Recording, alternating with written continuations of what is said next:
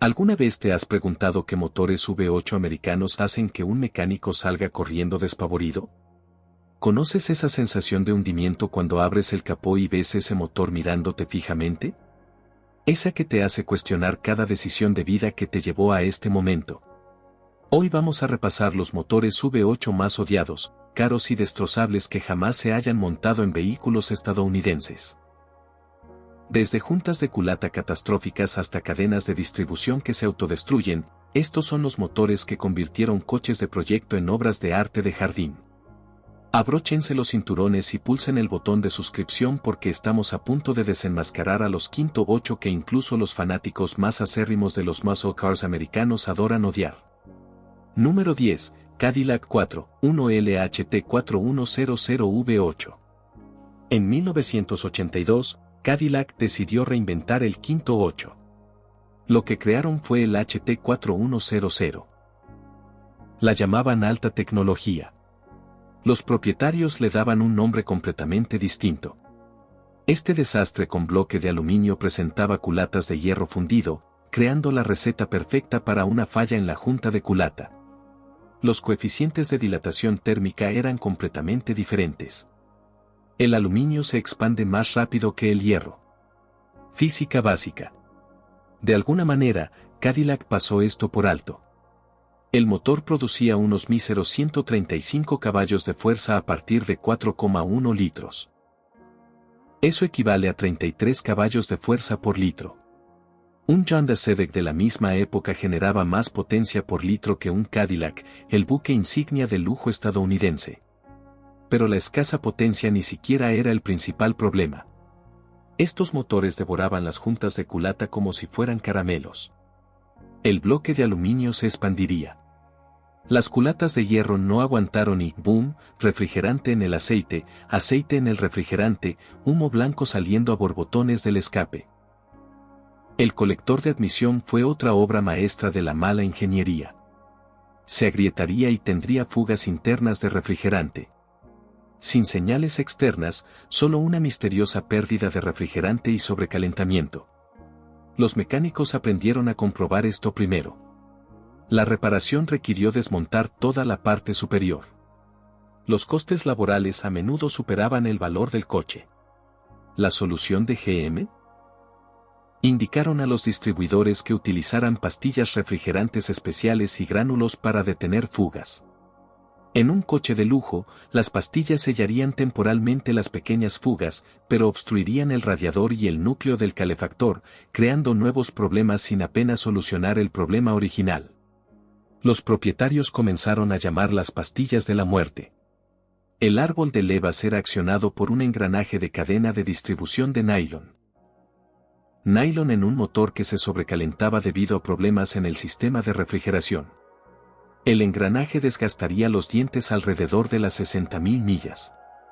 Cuando se produjo el choque, las válvulas chocaron con los pistones. El diseño del motor de interferencia significaba destrucción total. Válvulas dobladas, pistones dañados, paredes de los cilindros rayadas, una reconstrucción completa o la sustitución del motor. El consumo de petróleo era legendario. No era inusual que un Accord cambiara cada 500 millas. Los segmentos del pistón no soportaron la expansión del cilindro de aluminio. El rayado de la pared del cilindro era inevitable. El humo azul se convirtió en la seña de identidad del HT 4100. Los propietarios de Cadillac aprendieron a llevar cajas de aceite en sus maleteros. El sistema de gestión del motor era igualmente problemático. Inyección digital de combustible primitiva con sensores rudimentarios. Cuando fallaban los sensores, y siempre fallaban, el motor funcionaba en modo de emergencia. Velocidad máxima de 55, ya sabes, perfecta para que te adelanten todos en la autopista con tu sedán de lujo. Hoy en día, encontrar un HT 4100 en funcionamiento es prácticamente imposible. La mayoría fueron reemplazados por motores Oldsmobile 307 o Chevy 350. El intercambio era tan común que los kits de conversión se convirtieron en una industria artesanal. Cuando los propietarios retiran activamente tu motor y lo reemplazan por uno de la competencia, sabes que has fracasado. La HD4100 sigue siendo la mayor vergüenza de ingeniería de Cadillac, enseñando a GM que la alta tecnología no significa nada sin fiabilidad básica. Número 9, Ford 6.0 o Powerstroke Diesel V8. El motor Powerstroke 6.0 de Ford llegó en 2003 con grandes promesas. Más potencia que el legendario 7.3. Mayor eficiencia de combustible, funcionamiento más silencioso. Lo que Ford entregó fue el motor diésel más odiado de la historia estadounidense. Esta pesadilla de fabricación internacional convirtió las camionetas Super Duty en costosos adornos de jardín. El problema comenzó de inmediato y nunca cesó. El enfriador EGR fue la primera ficha de dominó en caer. Se obstruiría con hollín, restringiendo el flujo del refrigerante. Las temperaturas del refrigerante se dispararon. El enfriador se agrietaba internamente, vertiendo refrigerante en la admisión. El bloqueo hidráulico era frecuente. Bielas dobladas, pistones agrietados, bloques con ventanas, un simple componente del sistema de emisiones que provoca una falla catastrófica del motor. Las juntas de culata fueron el siguiente punto de fallo. Los tornillos de culata TTY no soportaron las presiones de los cilindros. Se estirarían, permitiendo que los gases de combustión entraran en el sistema de refrigeración. El depósito de refrigerante parecería un brebaje de bruja. Burbujeante, espumoso, desbordante. Salía humo blanco del escape. La solución consistió en desmontar la cabina del camión. Sí, quitando toda la cabina. El costo de la mano de obra partía de $4,000. El enfriador de aceite fue otro ejemplo magistral de mal diseño.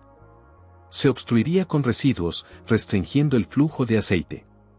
El aceite y el refrigerante se mezclarían, creando una especie de leche con chocolate en ambos sistemas.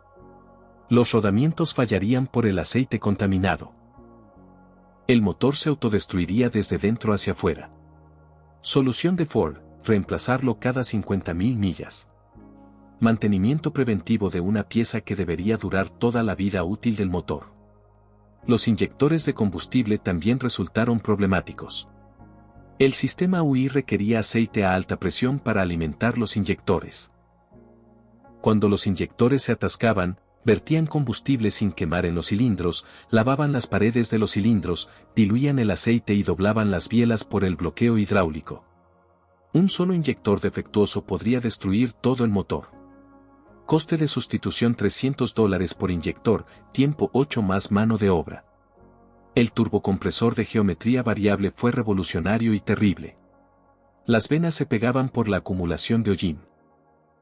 La presión de sobrealimentación aumentaría repentinamente o desaparecería por completo.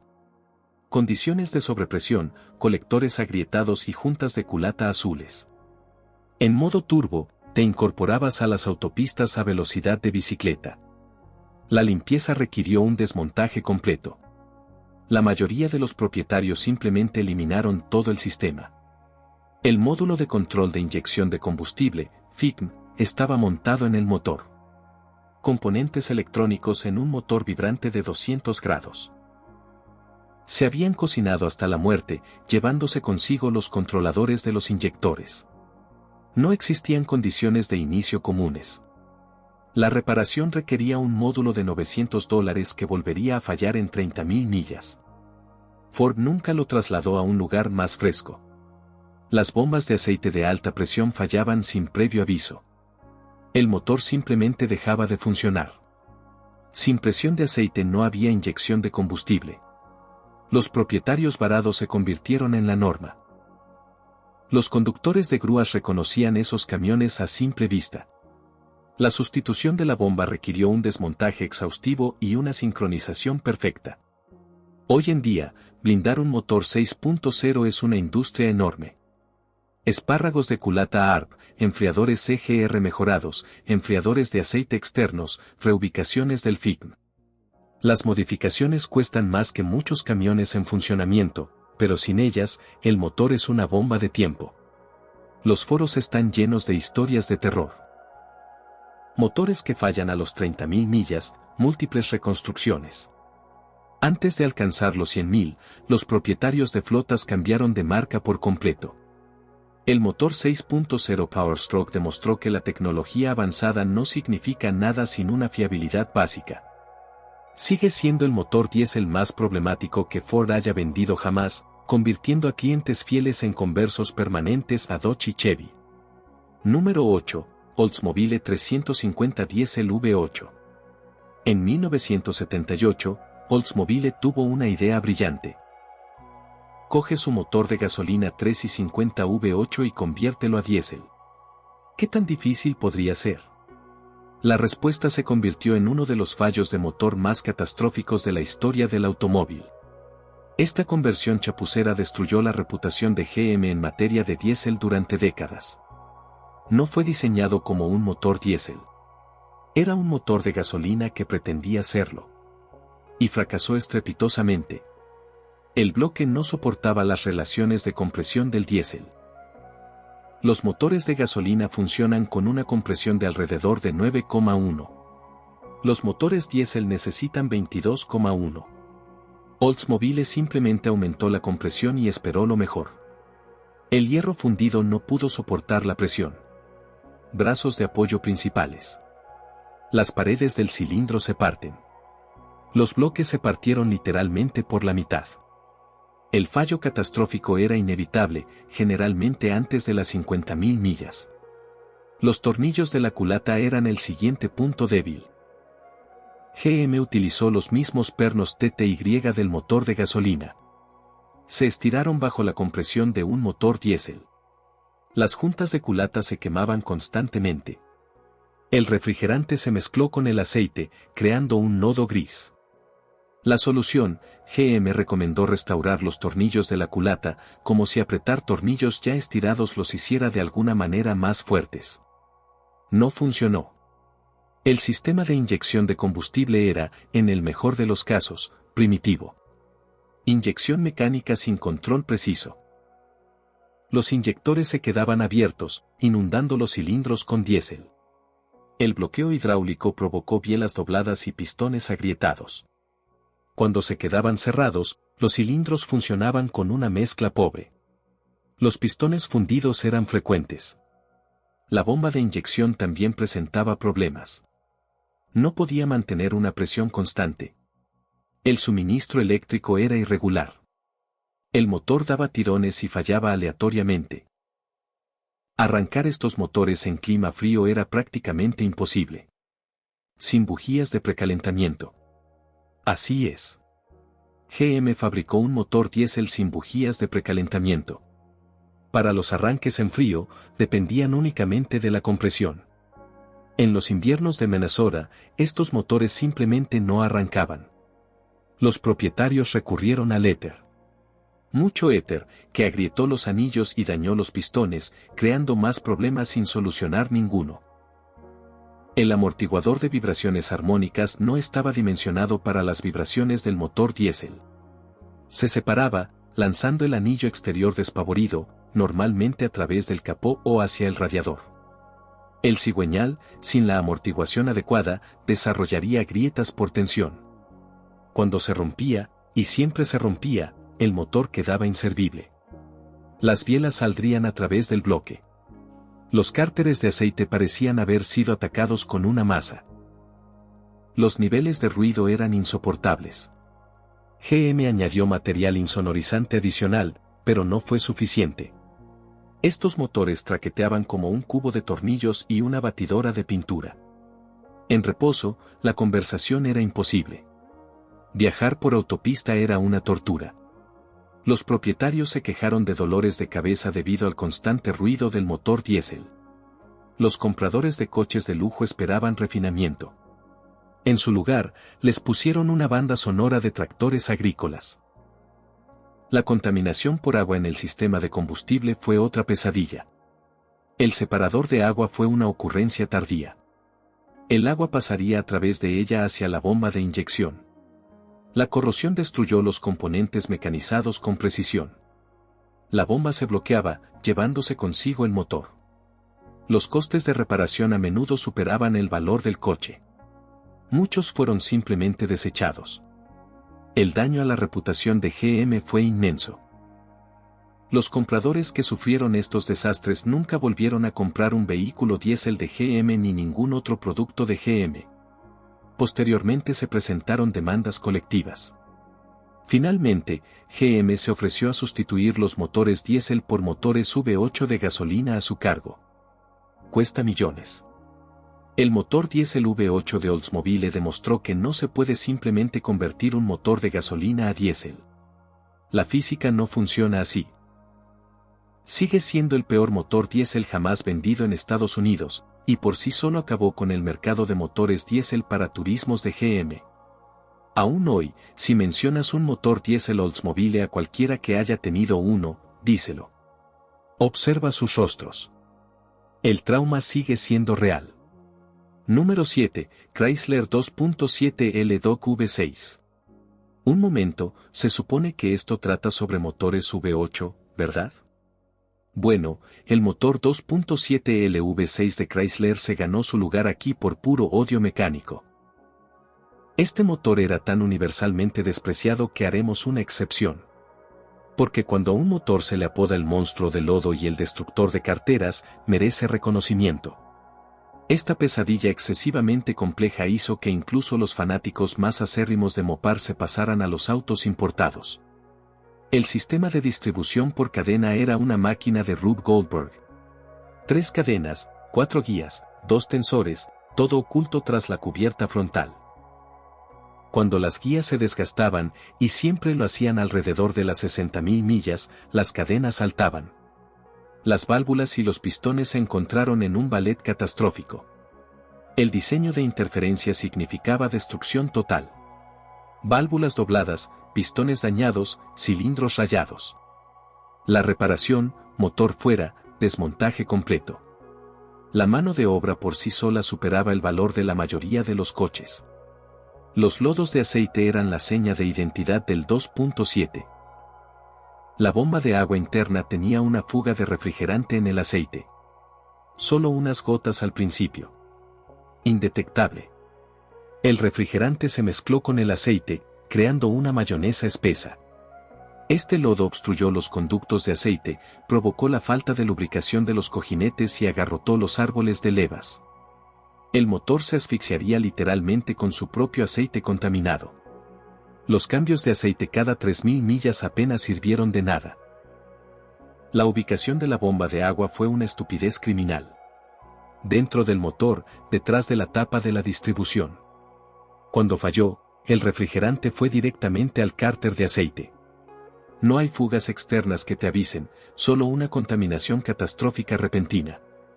La reparación requirió el desmontaje completo del motor. Una bomba de agua de $50 se convirtió en un trabajo de $3.000. Muchos motores quedaron destruidos antes incluso de que sus propietarios supieran que existía un problema. El diseño del sistema PCV era igualmente defectuoso. No podía soportar el escape de gases de los anillos desgastados. Se acumuló presión en el cárter. El aceite se filtró a través de todos los sellos. Tapas de válvulas, cárter de aceite, junta delantera, retén principal trasero. Estos motores tenían fugas por todas partes. Los espacios de estacionamiento parecían un escenario posterior al desastre del Exxon Valdez. La solución requería el reemplazo constante de sellos, librando una batalla perdida contra un diseño deficiente. Las culatas de aluminio se deformaban si se las miraba de forma incorrecta. Cualquier sobrecalentamiento, incluso leve, provocaba deformaciones en los cabezales. Posteriormente se produjeron quemaduras en la junta de culata. La reparación requería mecanizado o sustitución, pero el bloque también solía resultar dañado. Las caídas de camisas eran frecuentes, lo que hacía que todo el motor fuera irreparable. Un pequeño sobrecalentamiento se convirtió en una sentencia de muerte. La falla del cojinete de biela era inevitable. Los cojinetes no estaban dimensionados para la potencia del motor. Giraban, bloqueando los conductos de aceite. Los golpes comenzaron siendo sutiles, luego se convirtieron en un estruendo ensordecedor. Cuando la soltaron, las varillas salieron a través del bloque. El fracaso catastrófico fue espectacular. Aceite y piezas por todas partes. Estos motores convirtieron los compartimentos del motor en escenas del crimen. La respuesta de Chrysler a los problemas fue la negación. Culparon a los propietarios por el mal mantenimiento, los cambios de aceite prolongados, el tipo de aceite incorrecto, cualquier cosa menos admitir que el diseño era fundamentalmente defectuoso. Se denegaron las órdenes de detención. Los clientes se quedaron con motores averiados y facturas astronómicas. Las demandas eran inevitables y justificadas. Hoy en día, los coches con motores de 2,7 litros son prácticamente inservibles. La mala reputación del motor destruyó su valor de reventa. Intrepids, Concords, Severins, todos se convirtieron en paracaídas mecánicos. Los desguaces están llenos de ellos. Ejemplares con poco kilometraje y motores averiados. Los inversores inteligentes se mantuvieron al margen. Aunque técnicamente no es un V8, el 2.7 LV6 se ganó su lugar en esta lista gracias a su pura maldad mecánica. Sigue siendo el motor más odiado de Chrysler. Prueba de que la complejidad sin fiabilidad equivale a un desastre. Número 6. Cadillac Northstar, un V8. El motor Northstar V8 estaba destinado a ser la obra maestra tecnológica de Cadillac. Doble árbol de levas en cabeza, 32 válvulas, todo de aluminio, 300 caballos de fuerza de 4,6 litros. Iba a competir con los alemanes y los japoneses.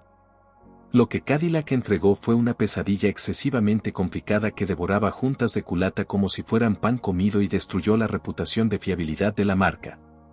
La rosca del perno de culata fue el fallo fatal. Bloque de aluminio, tornillos de cabeza de acero, diferentes coeficientes de expansión. Las roscas se saldrían del bloque durante un funcionamiento normal, no por maltrato, sino simplemente en una conducción regular. Los tornillos de la culata perderían torque.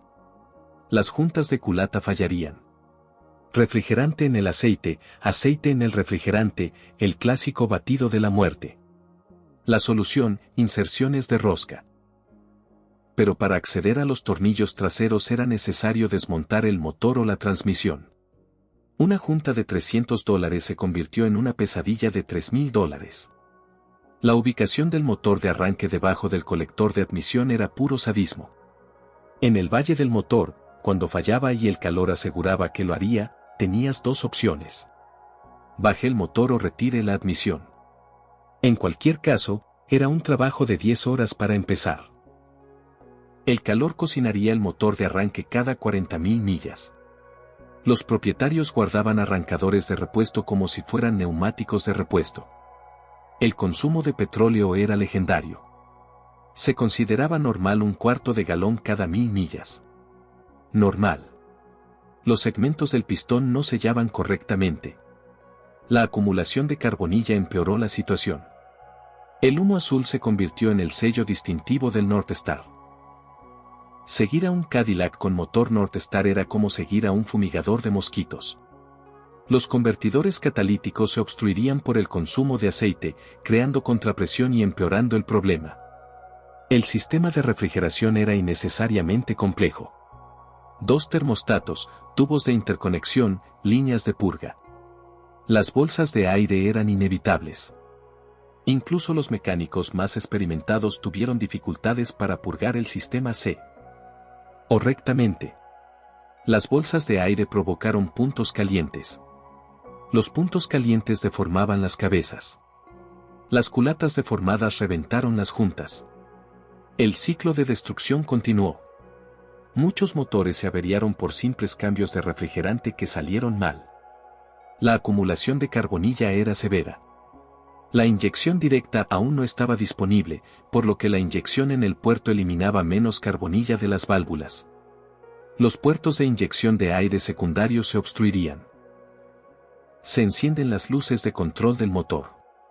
Los conductos de la válvula EGR se bloquearían por completo. Más códigos, más problemas. La limpieza requería desmontaje. Mucho desmontaje. Los costes laborales aumentaron rápidamente. Los tensores de la cadena de distribución eran hidráulicos. Perderían presión y permitirían que la cadena se aflojara. Las cadenas traqueteaban al arrancar.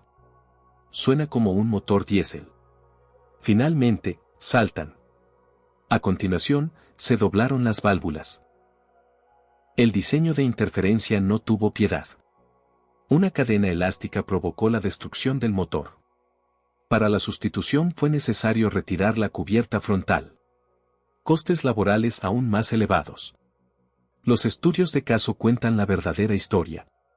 De Ville 2000, 67.000 millas. Fallo de la Junta de Culata, reparación de $3.500. Volvió a fracasar con 89.000 pesos. El dueño lo desechó. El motor de arranque civil de 2003 falló a los $45.000. Reparación de guano, 200 pesos. Juntas de culata a $72.000. 4.000 pesos. Consumo de petróleo en todo el proceso.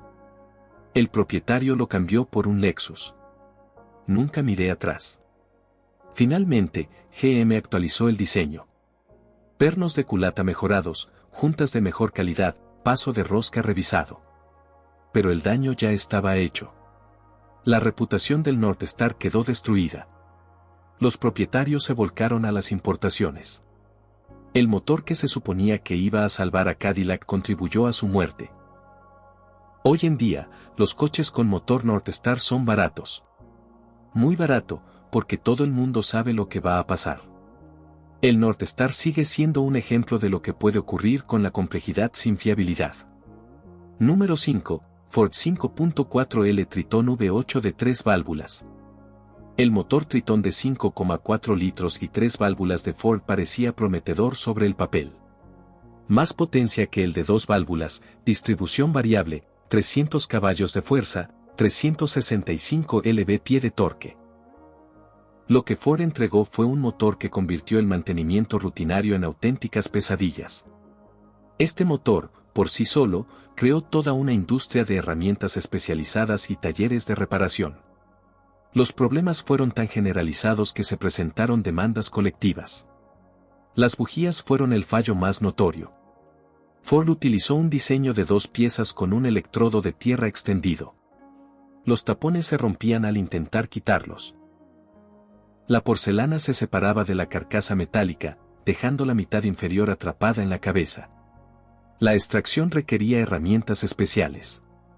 A veces había que quitar la cabeza. Una simple puesta a punto se convirtió en una apuesta de $1.000. Los mecánicos cobraron extra solo por intentar cambiar las bujías. Los variadores de fase del árbol de levas resultaron igualmente problemáticos. Estas unidades de sincronización variable fallaban internamente, creando un sonido de golpeteo similar al de un motor diésel. El ruido comenzaba al arrancar en frío y, finalmente, se volvió constante. Los variadores de fase se atascaban, provocando una desincronización del árbol de levas, pérdida de potencia, mayor consumo de combustible y la aparición de la luz de control del motor. La reparación requería desmontar la tapa de la distribución, ambos variadores de fase, las cadenas de distribución, los tensores, un trabajo de $3.000 si tenía suerte. Las guías de la cadena de distribución eran de plástico en un motor que funcionaba a altas temperaturas. Las guías se agrietaban y se rompían. A continuación, se produjo una holgura en la cadena. Las cadenas golpeaban contra las sábanas. Finalmente, saltan. Las válvulas dobladas estaban garantizadas. El diseño de interferencia no tuvo piedad. Reconstrucción o sustitución completa del motor. Muchas compañías de seguros declararon la pérdida total de muchos camiones. La reparación costó más que el valor del vehículo. El módulo controlador de la bomba de combustible estaba montado en el bastidor, expuesto a la sal de la carretera, la humedad y los residuos. Se corroería y fallaría. El motor fallaba, se calaba y se negaba a arrancar. El módulo costó $100. La mano de obra costó $500 porque para acceder a él fue necesario desmontar el tanque de combustible. La solución de Ford, trasladarlo a una mejor ubicación. Es una broma. Lo dejaron allí durante todo el proceso de producción. La acumulación de carbonilla en las válvulas de admisión era grave. La inyección en el puerto no lograba mantenerlos limpios. Las válvulas se cubrían de depósitos. Flujo de aire restringido. Se produjeron fallos de encendido. La limpieza requería chorro de cáscara de nuestro raspado manual. Hubo que desmontar la admisión. Costes laborales aún más elevados. Cada 60.000 millas. Como un reloj. El consumo excesivo de aceite afectaba a los motores con mayor kilometraje. Los anillos se desgastarían. Las juntas de las válvulas fallarían. Un cuarto de galón cada 1.000 millas se convirtió en algo normal. Los convertidores catalíticos se obstruirían por la quema de aceite, creando contrapresión y empeorando el consumo. Finalmente, los cojinetes de biela fallarían por falta de lubricación. El fracaso catastrófico fue la consecuencia. Los solenoides VST fallarían debido a la contaminación del aceite. La acumulación de lodo era común. Los solenoides se atascaban. La sincronización del árbol de levas estaría desajustada. Ralentí inestable, pérdida de potencia, más luces de advertencia del motor. La sustitución era sencilla si se podía contactar con ellos, cosa que no era posible. Se requiere un mayor desmontaje. Las historias de terror del mundo real están por todas partes. Ford F-150 del 2004, 80.000 millas. Se intentó cambiar las bujías. Se rompieron 3 enchufes. La extracción falló. Es necesario retirar la cabeza. 2500-2006 Expedition golpeteo del variador de fase a los 70.000. Lo ignoré. La cadena de distribución se rompió a los 85.000 kilómetros, motor destruido. Reemplazo de $6.000. El controlador de la bomba de combustible del Navigator 2008 falló 3 veces. El dueño se rindió. Lo cambié por un Chevy. El motor de 5,4 litros y 3 válvulas demostró que más tecnología no siempre es mejor. Distribución variable. Cámaras de combustión avanzadas. Ingeniería compleja. Todos ellos derrotados por fallos de diseño básicos. Guías de plástico. Enchufes de 2 piezas. Ubicación deficiente de los componentes. El motor que impulsó a millones de F-150 se convirtió en su mayor lastre. Los foros están repletos de estrategias de prevención. Cambie las bujías con anticipación. Reemplazar los fáceres de forma preventiva.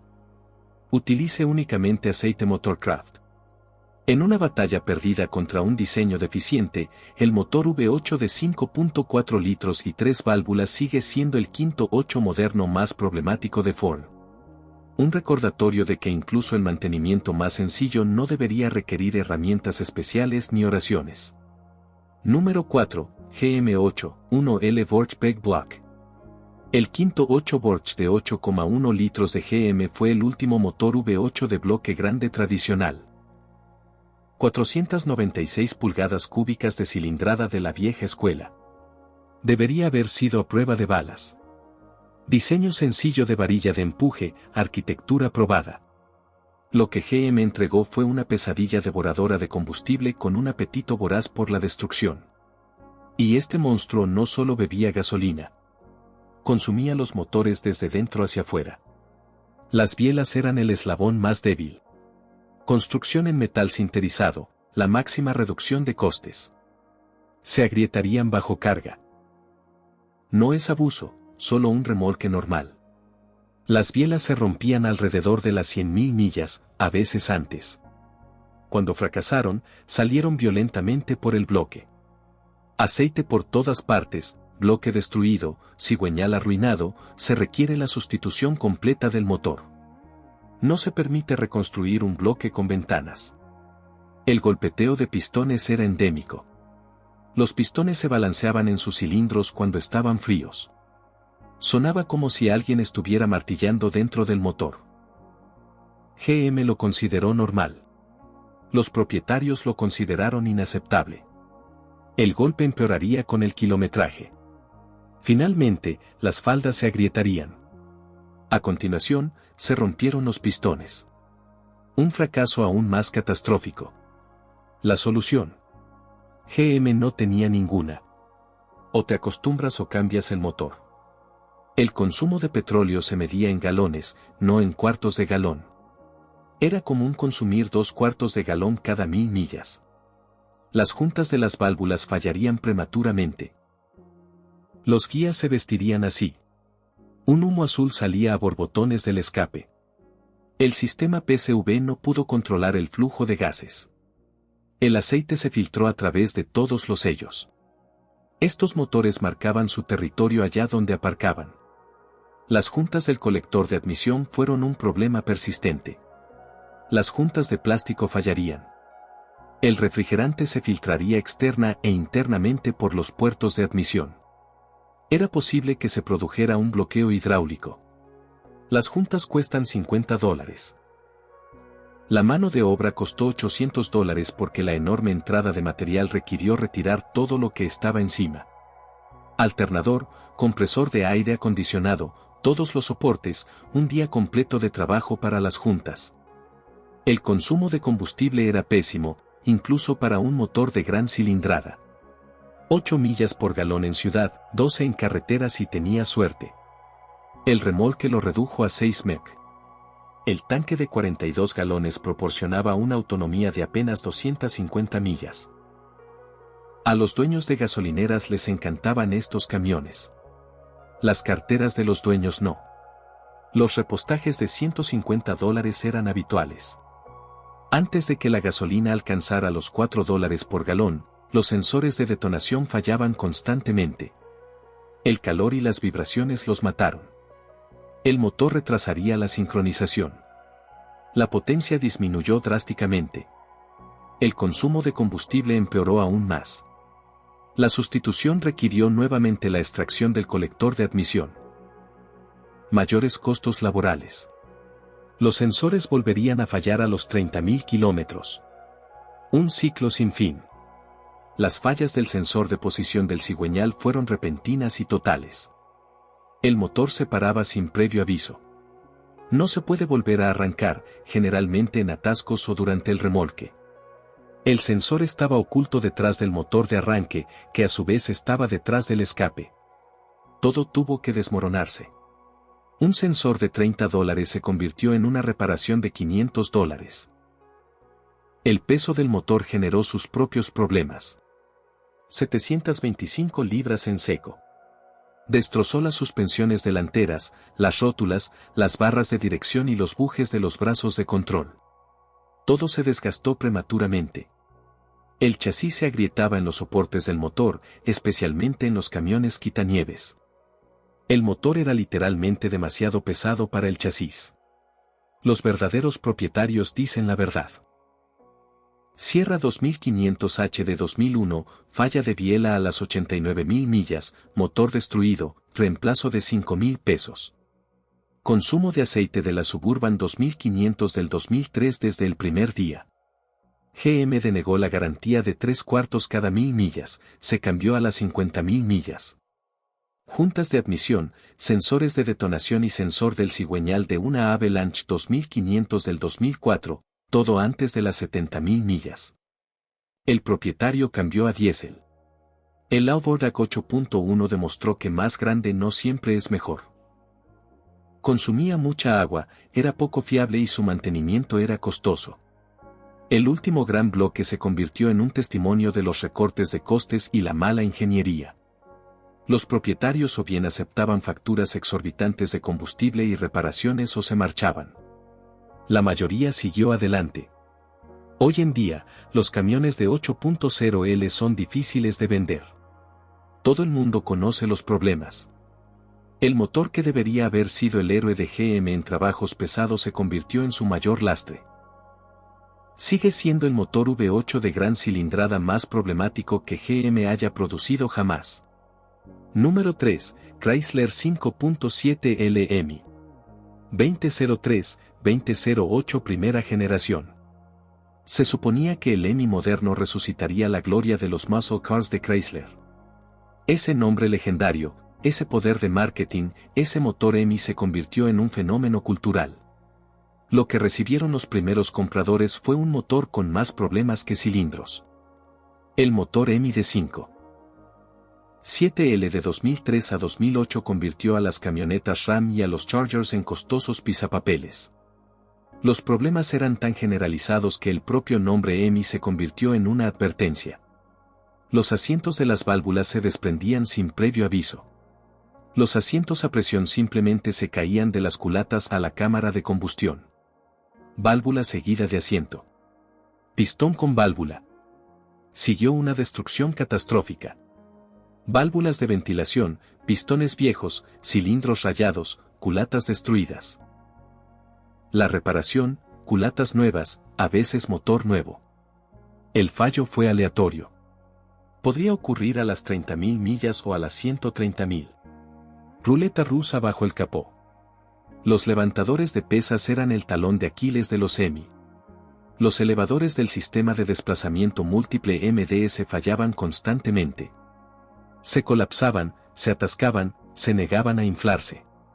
Los lóbulos del árbol de leva se desgastarían por completo. Las virutas metálicas circulaban por el motor, destruyendo los cojinetes y rayando los muñones. El característico tic-tac del EMI se convirtió en el sonido de una fatalidad inminente. La reparación requería la sustitución completa del tren de válvulas, el árbol de levas, los taqués y las varillas de empuje. A menudo, demasiado tarde, el daño ya estaba hecho. La infame garrapata EMI tenía múltiples causas.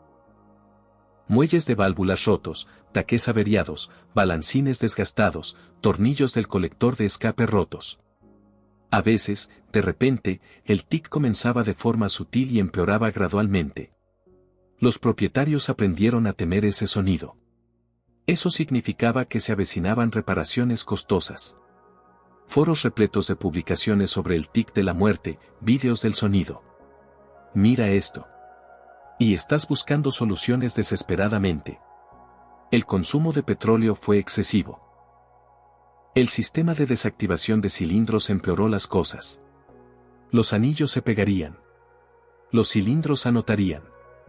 1/4 de galón cada 1000 millas se convirtió en algo normal. Los catalizadores se obstruirían por la quema de aceite, creando contrapresión y empeorando el consumo. El sistema PSV no pudo controlar el flujo de gases.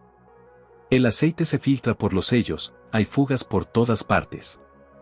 El tensor de la cadena de distribución era hidráulico. Perdería presión y permitiría que la cadena se aflojara.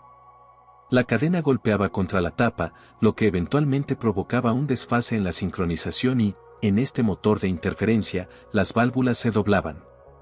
Un fracaso aún más catastrófico. El tensor era barato. El trabajo no lo era.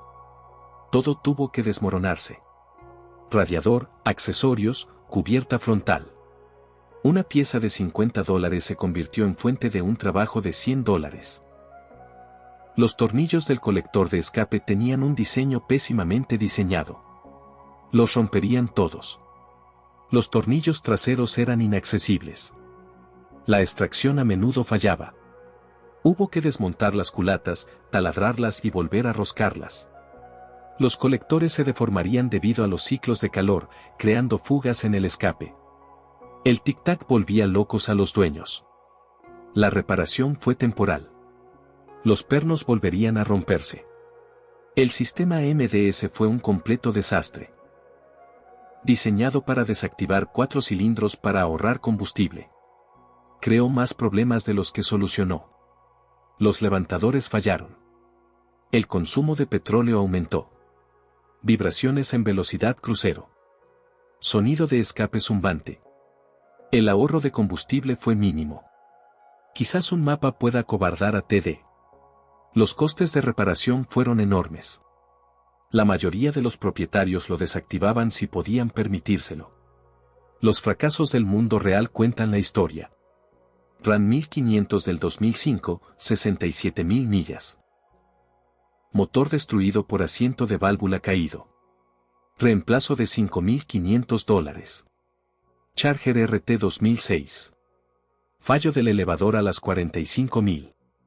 Cámara borrada. Tren de válvulas completo. EMI tic en todo el circuito. Gran Cherokee 2007. Consumo de petróleo desde nuevo. El vendedor dijo que era normal. Se intercambió a las 40.000 millas. Demasiados problemas. El primer motor EMI de 5,7 litros dañó gravemente la reputación de Chrysler. El nombre legendario pasó a asociarse con el fracaso, no con el éxito. Los propietarios se pasaron a Ford y GM o a coches importados. Los foros son cementerios de historias de terror. Motores averiados, facturas de reparación astronómicas, sueños rotos. Chrysler finalmente solucionó algunos problemas. Asientos de válvulas mejorados, mejores taqués, MDS revisado. Pero el daño ya estaba hecho. El EMI de primera generación sigue siendo uno de los 8 modernos más problemáticos. Ese eslogan publicitario se convirtió en una advertencia. Esa cosa tiene un motor EMI. Sí, huye. Número 2, Chevrolet 305 V8 de bloque pequeño. El motor Chevrolet 305 es odiado por razones diferentes a las fallas mecánicas. Este motor representa todo lo que estaba mal en la era Malaya. Poco potente, ineficiente, asfixiado por las emisiones. El 305 tomó la legendaria fórmula del bloque pequeño y la neutralizó. No se trataba simplemente de un motor defectuoso. Fue un insulto a todo lo que representaba el rendimiento de Chevrolet. La potencia de salida era lamentable. 50 caballos de fuerza a partir de 5.0 L. Eso equivale a 30 caballos de fuerza por litro. Un Prius moderno produce más potencia por litro. En la década de 1980, los Corvettes desarrollaban 180 caballos de fuerza. Los Corvettes, los autos deportivos de Estados Unidos, impulsados por esta decepción que jadea. La versión L69HO desarrollaba 190 caballos de fuerza. Alto rendimiento 190. Piénsalo bien. La relación diámetro/diagonal carrera era pésima. 3.736 pulgadas de diámetro, 3,48 pulgadas de carrera. Los pequeños diámetros de los cilindros obstruían las válvulas, impedían la respiración del motor, limitaban el tamaño de las válvulas y hacían casi imposibles las modificaciones para mejorar el rendimiento. No podrías aburrirlo mucho. Las paredes del cilindro eran demasiado delgadas. A diferencia del 350, que podía convertirse en un monstruo, el 305 estaba limitado para siempre. El equipo anticontaminación era distópico.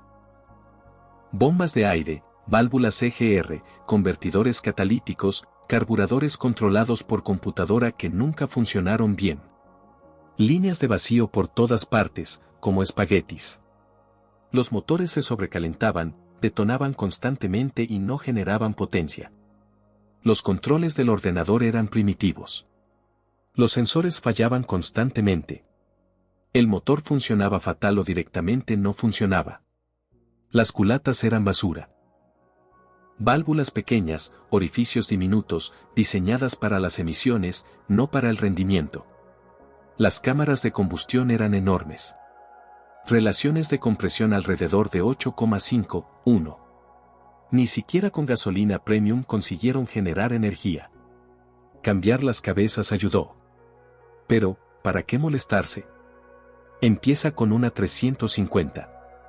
Mismas dimensiones externas, potencial infinitamente superior. Los perfiles de las cámaras eran ridículos. Diseñado para la calidad en ralentí y las emisiones, no para la potencia. Elevación medida en milímetros. Duración inferior a la de un estornudo. Los motores no tenían potencia máxima. La potencia máxima se alcanzó a unas 4.000 RPM. Hacia el año 4500, todo había terminado. El sonido era deprimente. No es el rugido saludable de un auténtico V8. Más bien como bisanático. La calidad de fabricación era inconsistente. Algunos funcionaron indefinidamente, sin generar energía. O se autodestruyeron prematuramente. Las levas blandas eran comunes. Lóbulos desgastados por 50.000 millas. Las cadenas de distribución se estirarían. El retardo en la sincronización empeoró la mala potencia. Los cojinetes principales se desgastarían. A continuación, bajó la presión del aceite. No se trataba de fracasos catastróficos, sino de un declive lento y desalentador. El motor 305 lo impulsaba todo en los años 80. Camaros, Firebirds, Montecarlos, camiones, furgonetas, todos decepcionantemente lentos. Un Camaro Z28 de 1985 corrió millas en 16 segundos / 4R. Las minivans modernas, incluso de serie, son más rápidas. El 305 empeoraba cualquier vehículo que tocaba.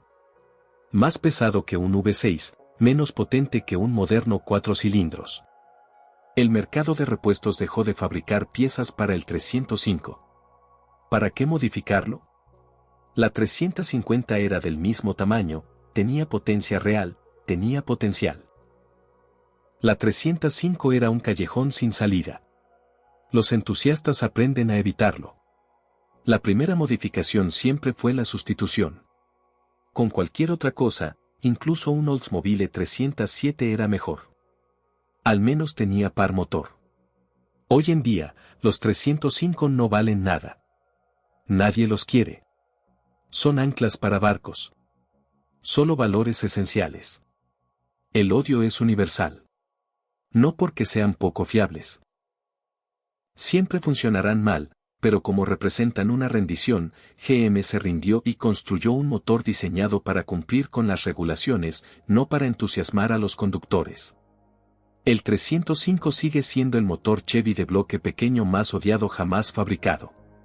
Un recordatorio de que el desplazamiento no significa nada sin respiración, y de que la era de la crisis del petróleo casi acabó con el rendimiento artístico estadounidense. Número 1. Ford 6.4L Powerstroke Diesel V8.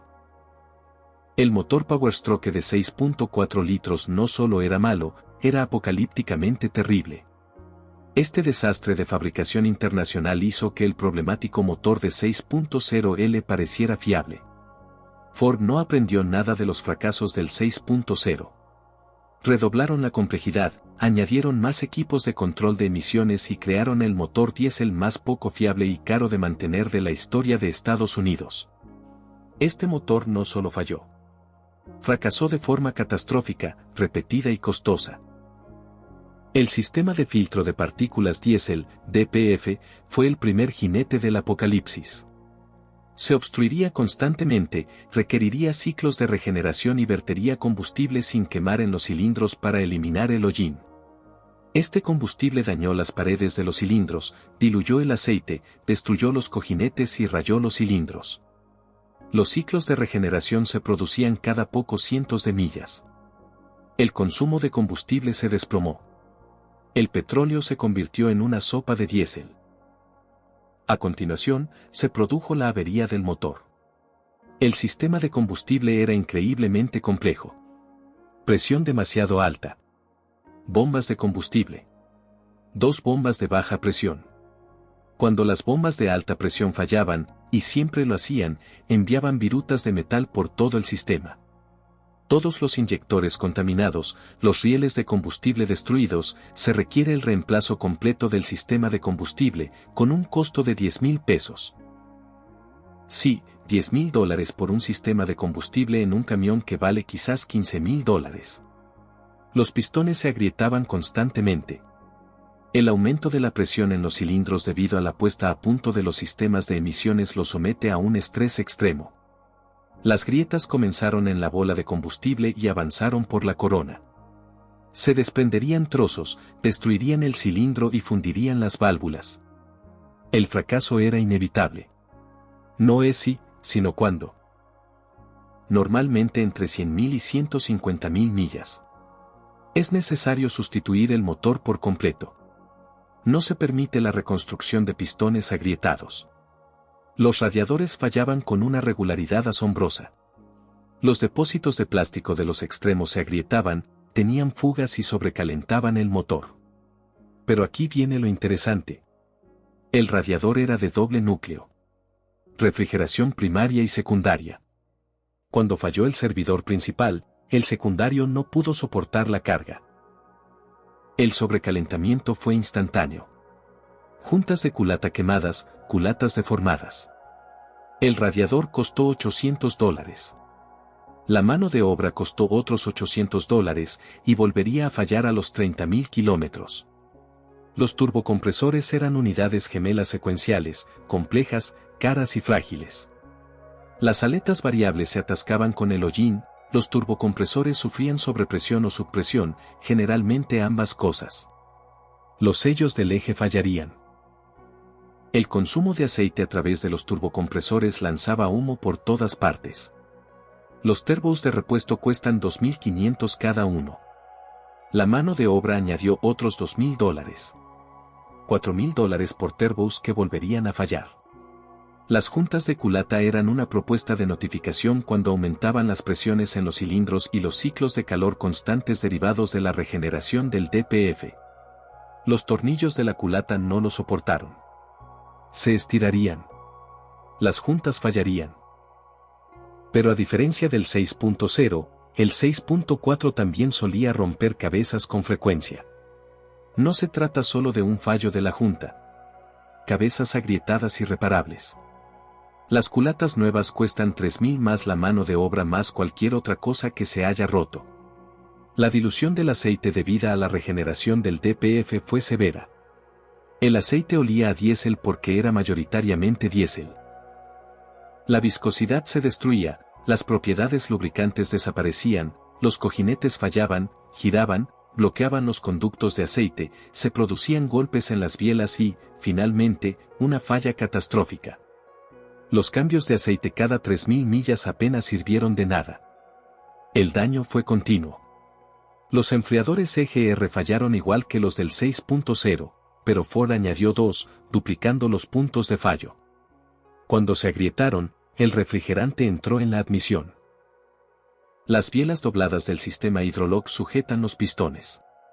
El refrigerador mejorado siguió fallando, solo que tardó un poco más.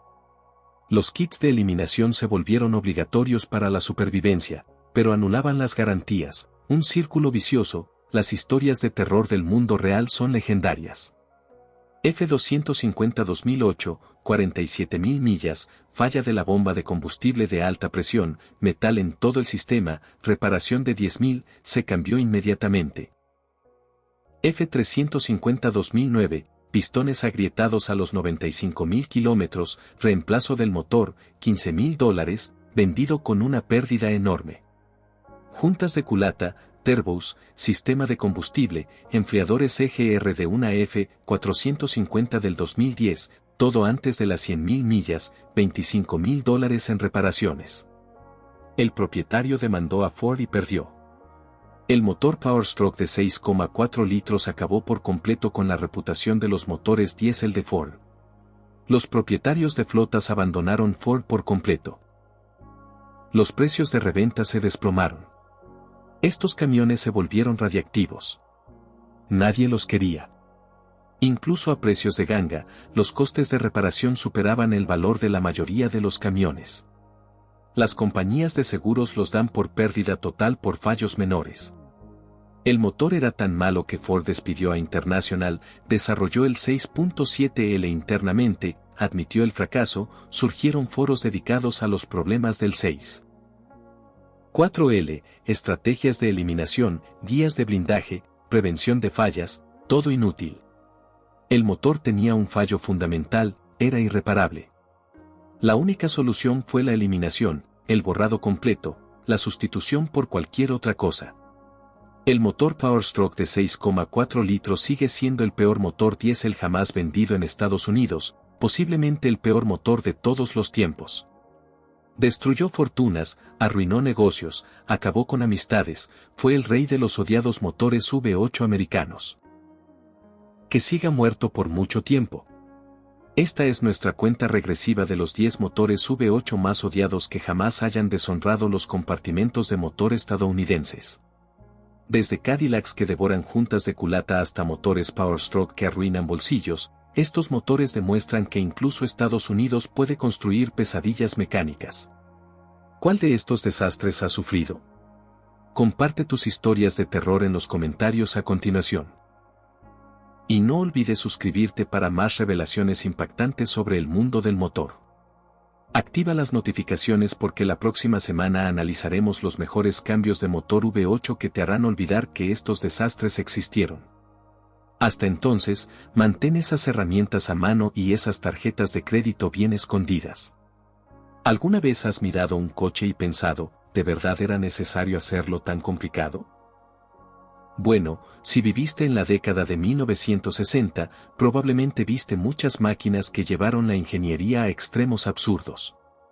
Estamos hablando de coches con características tan complejas, tan innecesariamente sofisticadas, que incluso los mecánicos que trabajaron en ellos negarían con la cabeza incrédulos. Hoy, hacemos un recuento de los 10 autos con mayor exceso de ingeniería de la década en que los fabricantes de automóviles tenían más ambición que sentido común. Así que, prepárense porque algunas de estas pesadillas de ingeniería les harán apreciar la simplicidad de los coches modernos. Número 10. El Oldsmobile Jaguar. En 1962, Oldsmobile decidió que los motores convencionales eran aburridos, así que creó el Jetfire, el primer coche de producción turboalimentado del mundo. Suena impresionante, ¿verdad? Bueno, aquí es donde se complica la cosa. Este no era un turbocompresor cualquiera.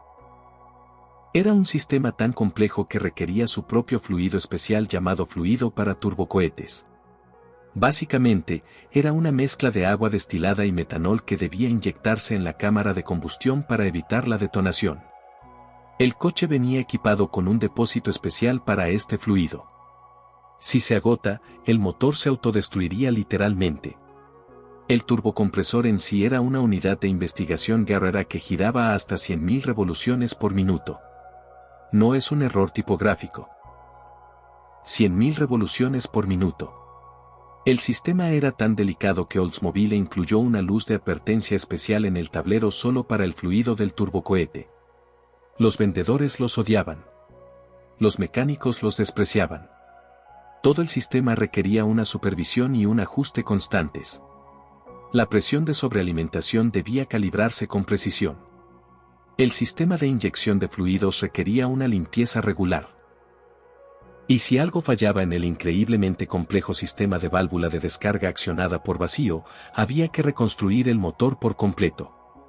La mayoría de los propietarios terminaron eliminando por completo el sistema de turbocompresor y volviendo a instalar un carburador convencional. Oldsmobile solo fabricó unas 9.000 de estas maravillas de la ingeniería en 2 años antes de admitir su derrota. La empresa aprendió una valiosa lección. A veces, lo más simple es mejor. No volverían a intentar fabricar otro motor turboalimentado durante casi 2 décadas. El Jaguar demostró que ser el primero no siempre significa ser el mejor, especialmente cuando tu innovación requiere llevar encima una garrafa de un fluido especial solo para evitar que el motor se derrita. Número 9. El Lincoln Continental Mark II. Cuando Ford decidió revivir la denominación Continental en 1956, no solo querían construir un coche de lujo. Querían crear el automóvil más perfecto que el dinero pudiera comprar. Y vaya si se pasaron de la raya. El Mark I no se ensambló en una línea de producción convencional. Cada coche fue esencialmente construido a mano, y cada componente fue probado y vuelto a probar antes de su instalación. El motor, no lo cogieron cualquiera de la estantería. Cada uno de los motores Lincoln Wabi V8 destinados a un Mark II fue completamente desmontado después de las pruebas iniciales, equilibrado a la perfección y luego vuelto a ensamblar con componentes seleccionados. La atención al detalle rayaba en la obsesión. Cada coche requería más de 3 semanas para su fabricación. Los paneles de la carrocería se ajustaron y volvieron a ajustar hasta que los huecos quedaron perfectos. Ni bueno, ni excelente, perfecto.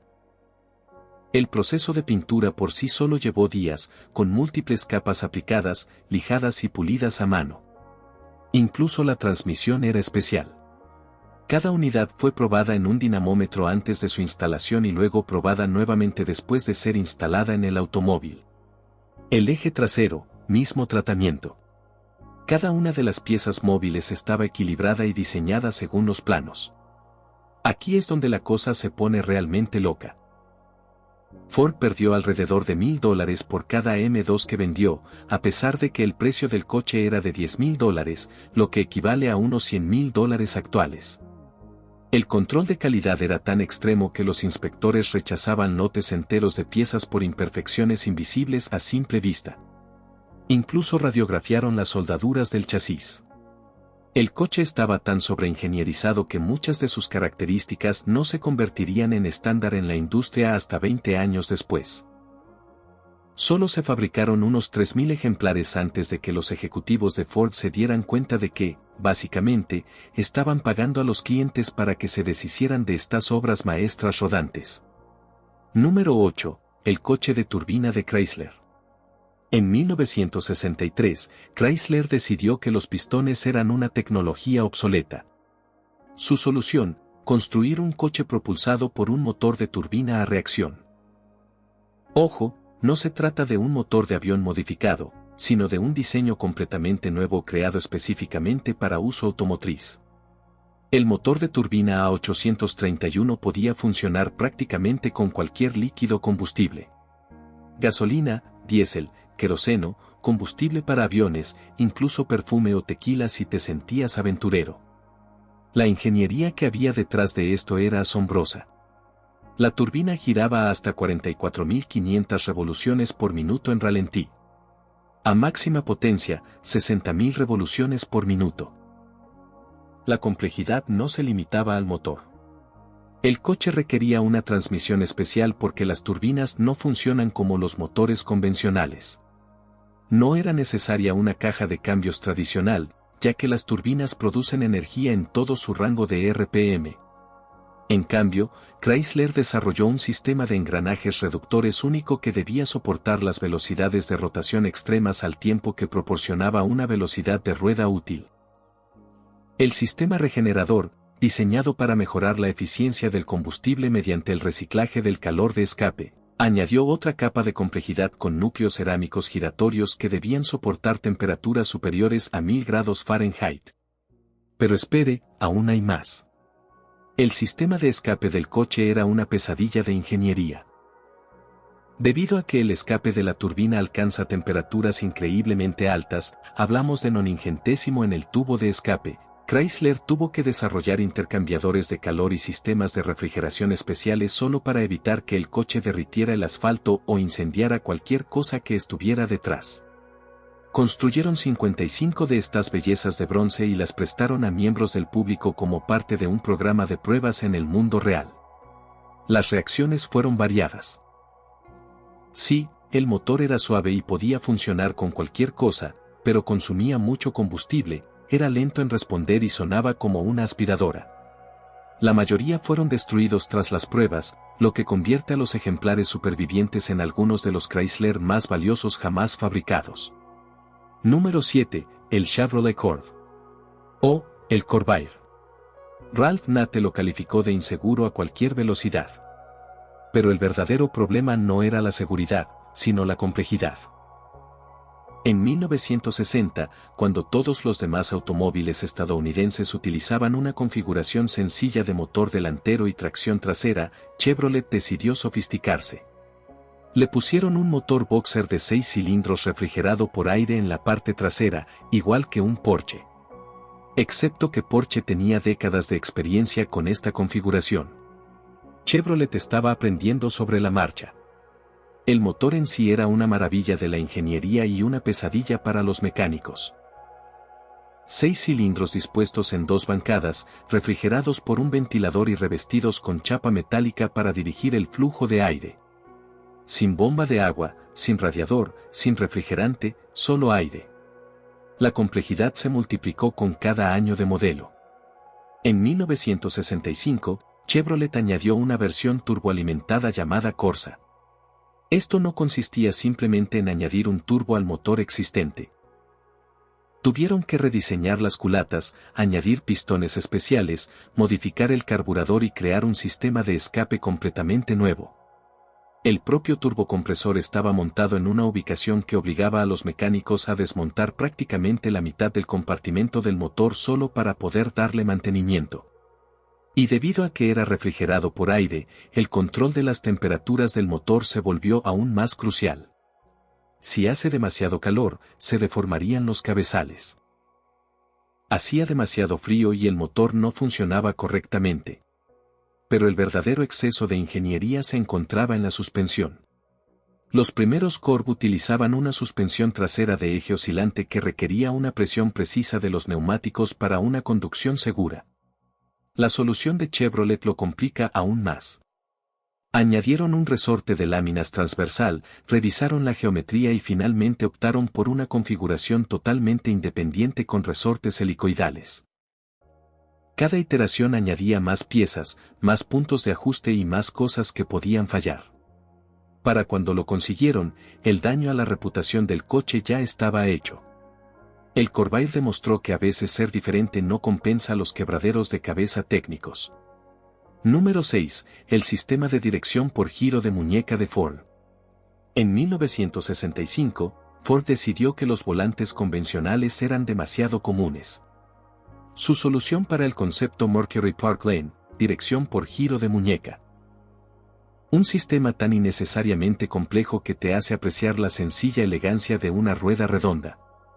En lugar de girar un volante, los conductores sujetaban dos anillos montados en el salpicadero y giraban las muñecas para dirigir el vehículo.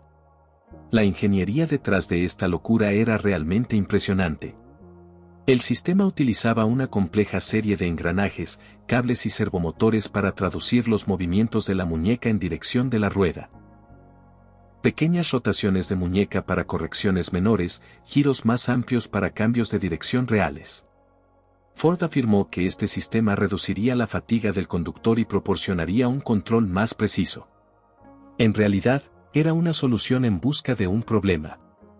El mecanismo requería una calibración increíblemente precisa. Si es demasiado sensible, irá zigzagueando por toda la carretera. No era lo suficientemente sensible y no permitía realizar maniobras de emergencia rápidas. El sistema necesitaba múltiples mecanismos de respaldo en caso de fallo, lo que añadía capas de complejidad.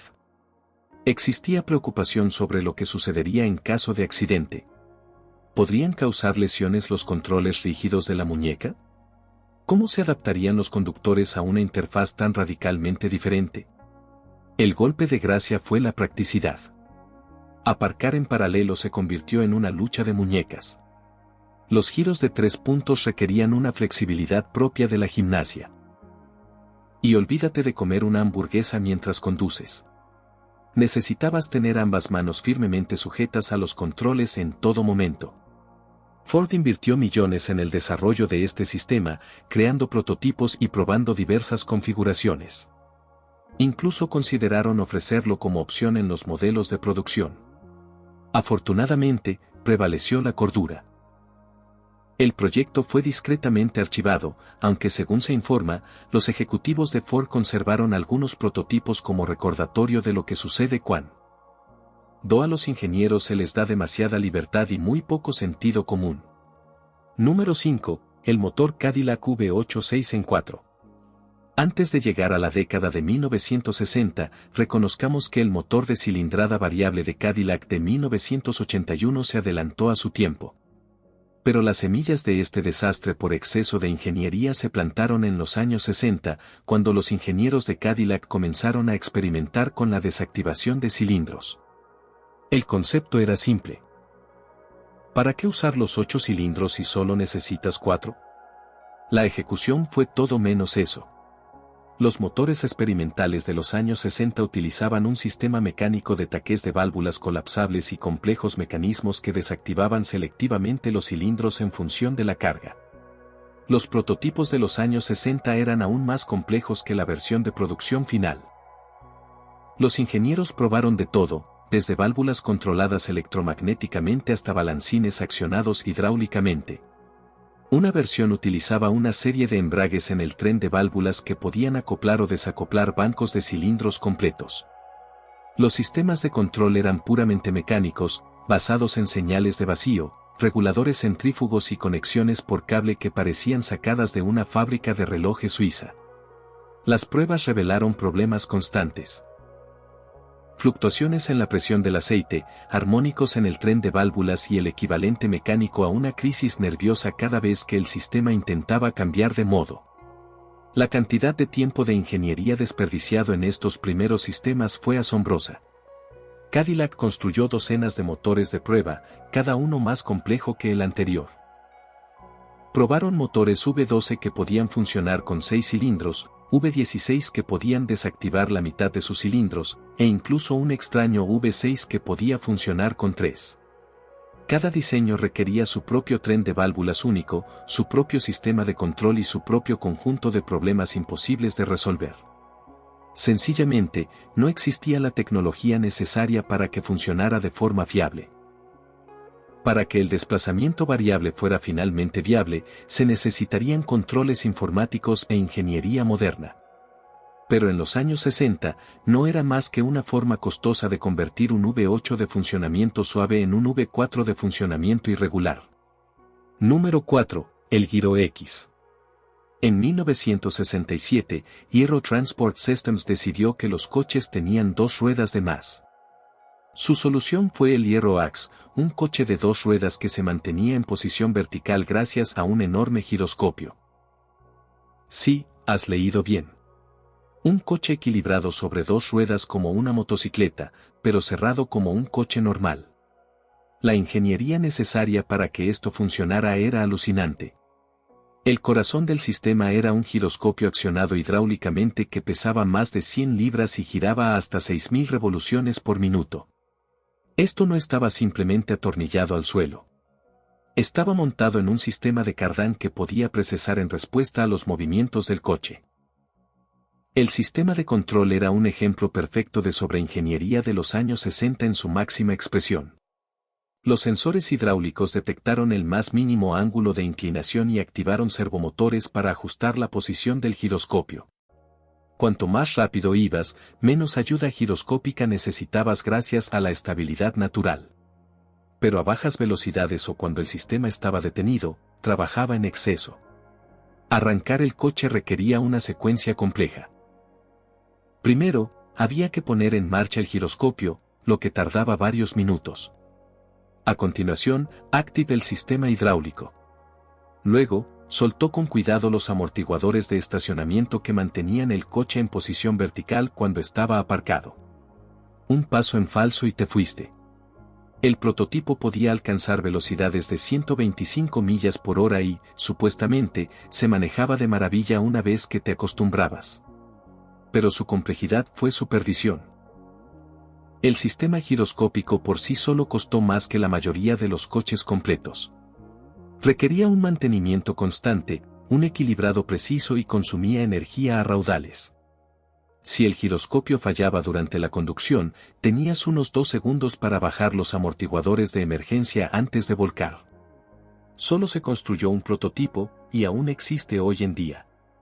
Un monumento a la idea de que el hecho de que puedas diseñar algo no significa que debas hacerlo. A veces, 4 ruedas son exactamente el número correcto. Número 3. El aeromóvil. Aunque técnicamente no data de los años 60, el sueño de los coches voladores estaba muy presente durante esa década, con numerosos prototipos que intentaban fusionar automóviles y aeronaves. El Aerocar, el vagón transportador y el Taylor Aerocar intentaron resolver la misma ecuación imposible. Crear un vehículo que funcione bien tanto en carretera como en el aire. Los retos de ingeniería fueron monumentales. Necesitas una avioneta, pero un coche seguro. Necesitas alas que se plieguen de forma fiable, pero que no vibren en la autopista. Necesitas un motor que pueda impulsar eficientemente tanto las ruedas como la hélice.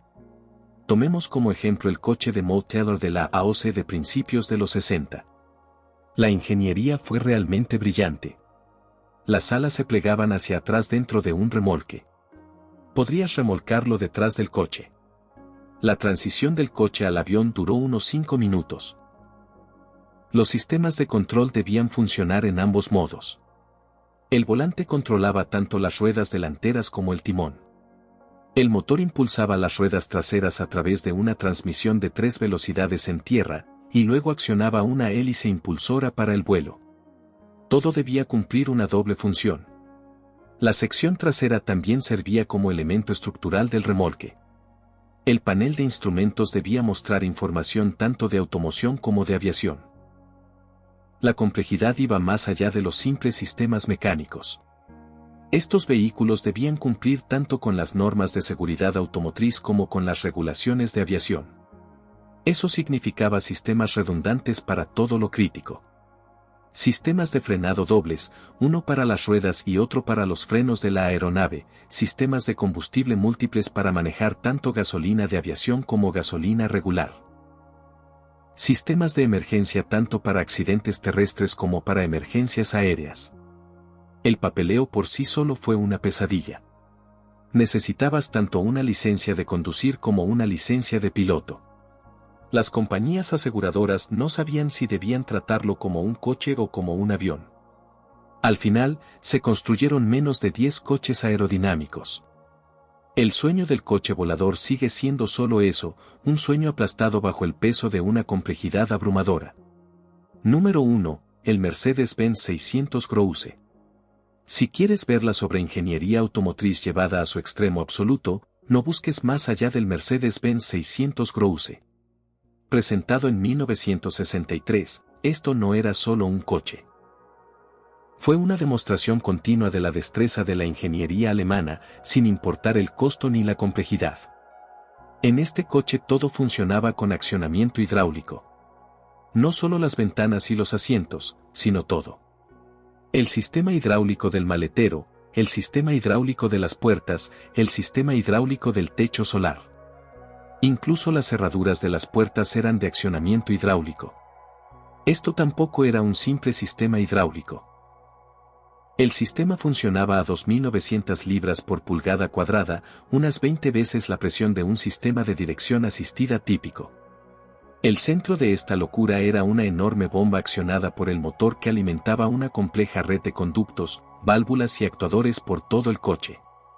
Había más de 30 metros de tuberías hidráulicas de alta presión serpenteando por la carrocería.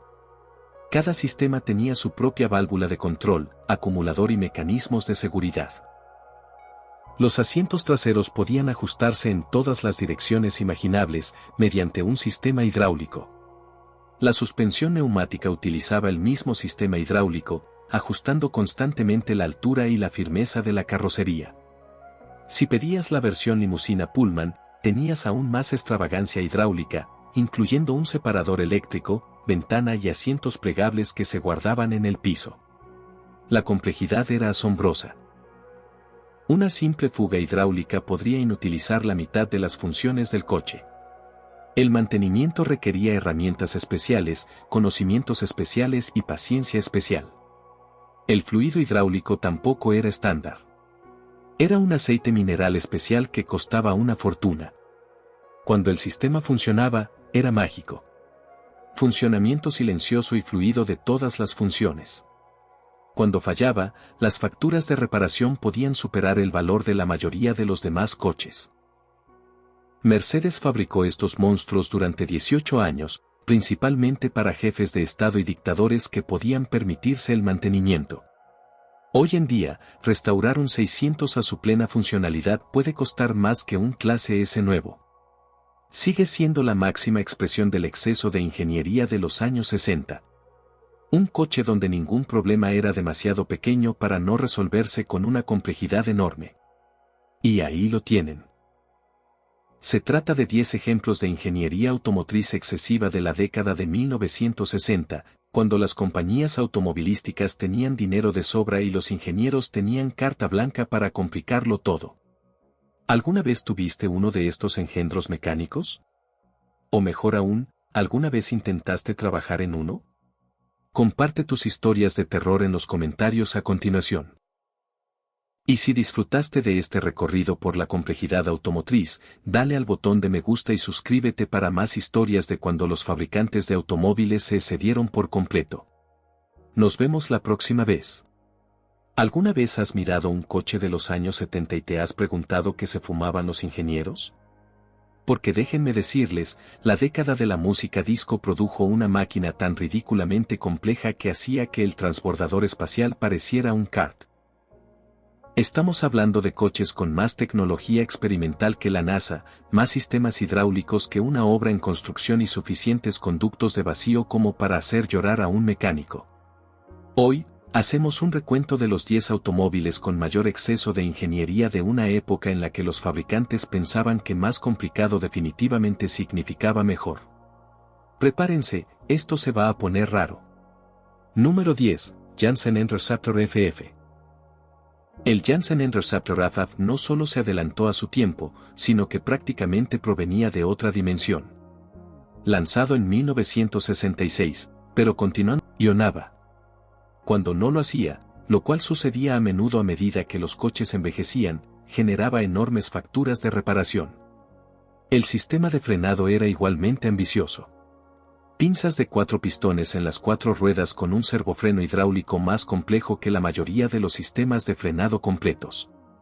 El freno de estacionamiento era un freno de tambor dentro del disco trasero, porque ¿para qué complicar las cosas?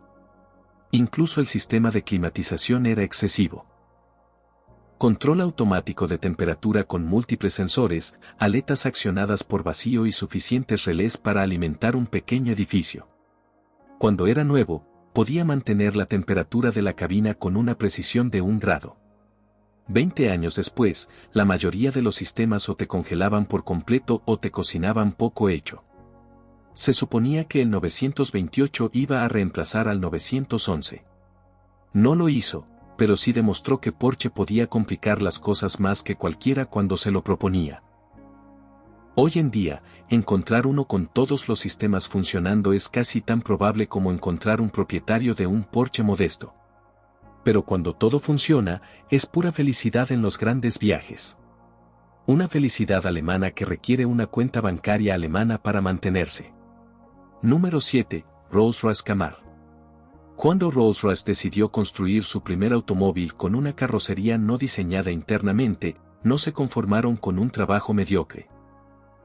El Camaro de 1975, diseñado por Pininfarina, se convirtió en el automóvil de producción más caro del mundo.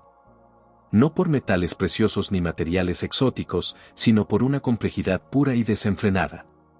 El gran atractivo del Camaro era su sistema de climatización. Rolls-Royce dedicó 8 años al desarrollo de lo que denominaron el sistema de aire acondicionado más sofisticado jamás instalado en un automóvil. 8 años con aire acondicionado.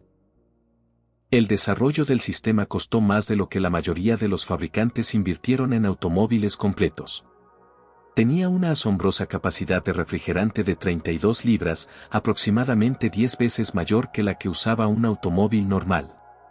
El sistema podía enfriar el interior de 120 grados a 70 grados en 3 minutos. Utilizaba 2 evaporadores separados, múltiples compresores y suficientes sensores como para lanzar un satélite.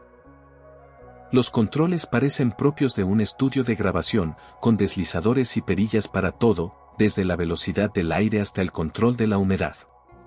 Sí, control de humedad en un coche. Pero la complejidad no se limitaba al control climático. El Camaro incorporaba la suspensión autonivelante hidroneumática de Catroan bajo licencia.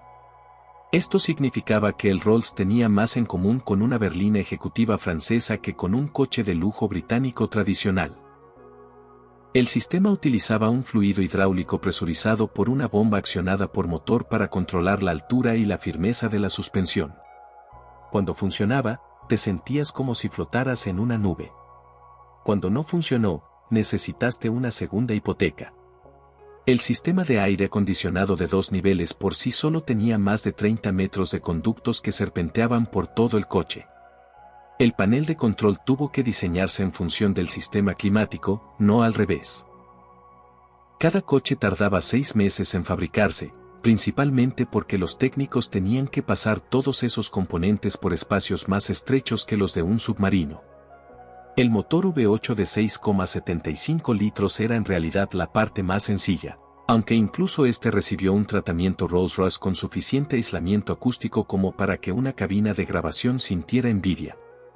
La transmisión automática de 3 velocidades era tan suave que no se notaba cuando cambiaba de marcha. Algunos propietarios pensaron que estaba roto porque no sentían nada. Solo se construyeron 531 Camaro en 11 años. En su lanzamiento, costaba más que una casa en Londres. Hoy en día, valen menos que un Honda Civic nuevo, principalmente porque mantener en funcionamiento ese sistema de climatización requiere el PIB de una nación pequeña. Pero imagínate llegar a una discoteca de los 70 en uno de estos. Puede que después te quedaras sin blanca, pero al menos serías guay. Literalmente. Número 6. Citroën SM. El Citroën SM. Cuando los franceses deciden complicar demasiado algo, no se andan con rodeos. Esta Jaguars de 1970 fue lo que sucedió cuando a los ingenieros de Citroën se les dio carta blanca y se les dijo que construyeran el futuro.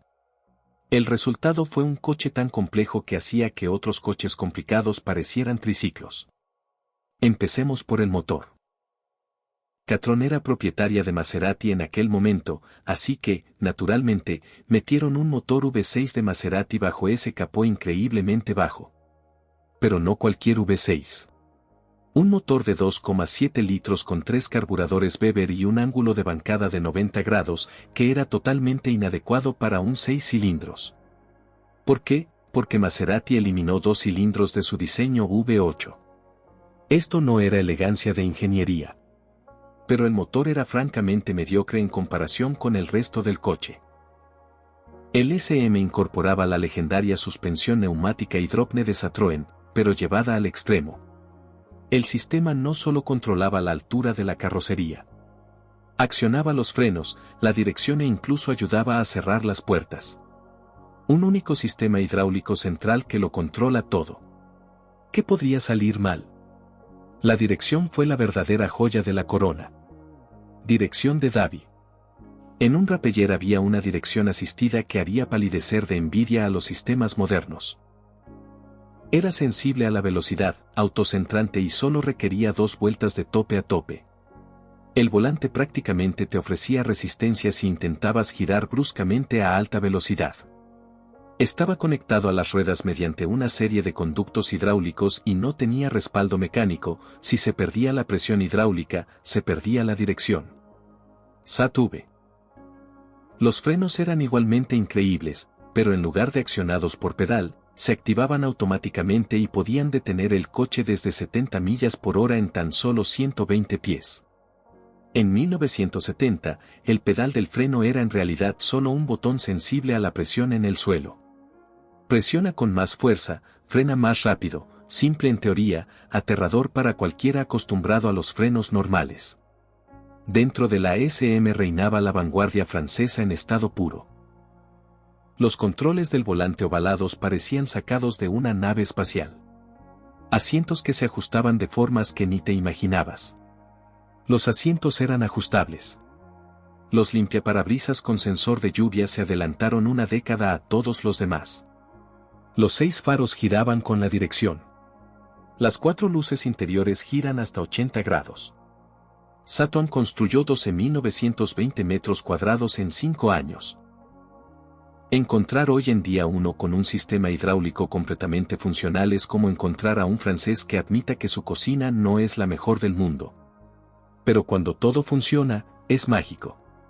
Magia francesa pura, complicada y ruinosa. El modelo A no solo estaba sobrediseñado.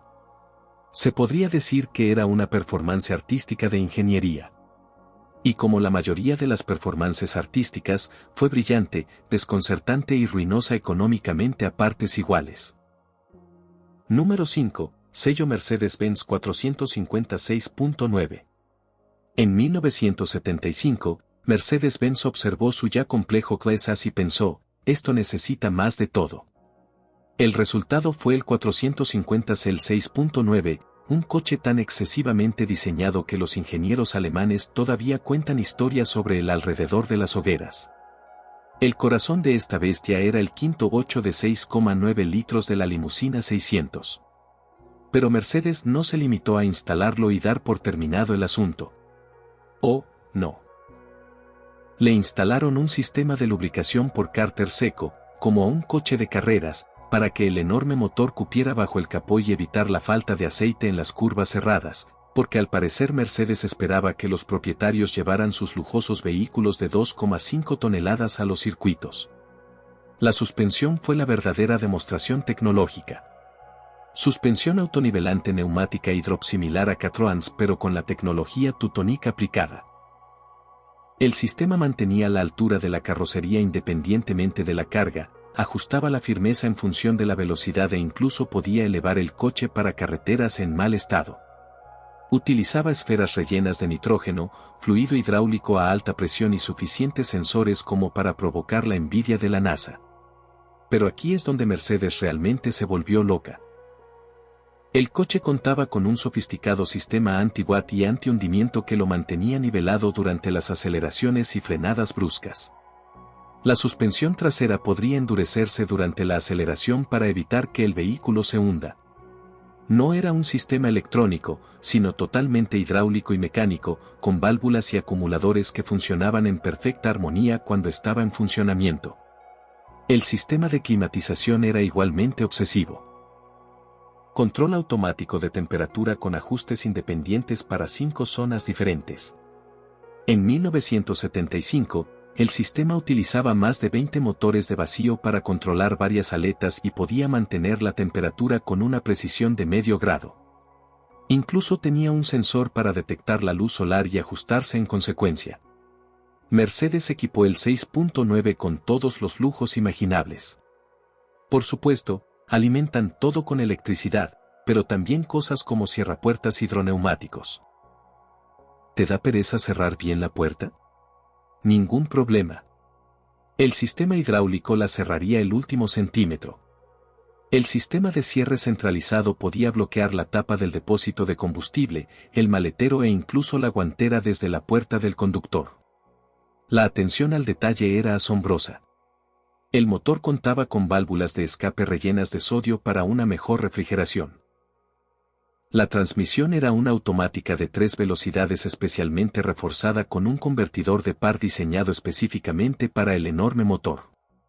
Incluso el diferencial era una unidad de deslizamiento limitado con una tasa de bloqueo del 25%, calculada para lograr el equilibrio perfecto entre tracción y refinamiento. Solo se construyeron 7.380 en 5 años. Cada una requería semanas para su montaje, y los técnicos dedicaban días solo a ajustar la suspensión hidráulica. Hoy en día, encontrar uno con una suspensión en buen estado es como encontrar a un modesto propietario de un Mercedes. Pero cuando todo funciona, estás conduciendo la máxima expresión del exceso de la ingeniería alemana de los años 70. Un coche capaz de circular a 225 km por hora en absoluto silencio, ofreciéndote a la vez un lujo impulsado por un sistema hidráulico. Claro, mantener uno requería una pequeña fortuna y un experto en hidráulica a mano, pero ese es el precio de la perfección. La perfección alemana. Número 4. Oldsmobile Tornado. En los años 70, General Motors tenía dinero de sobra e ingenieros con una imaginación desbordante. El Oldsmobile Tornado fue su proyecto más ambicioso. Un enorme coupé de lujo personal con tracción delantera, una configuración tan común en los coches estadounidenses como las opciones vegetarianas en una barbacoa tejana. Las acrobacias de ingeniería necesarias para lograr esto fueron asombrosas. Comienza con un motor V8 de 7,5 litros que produce 400 libras-pie de torque.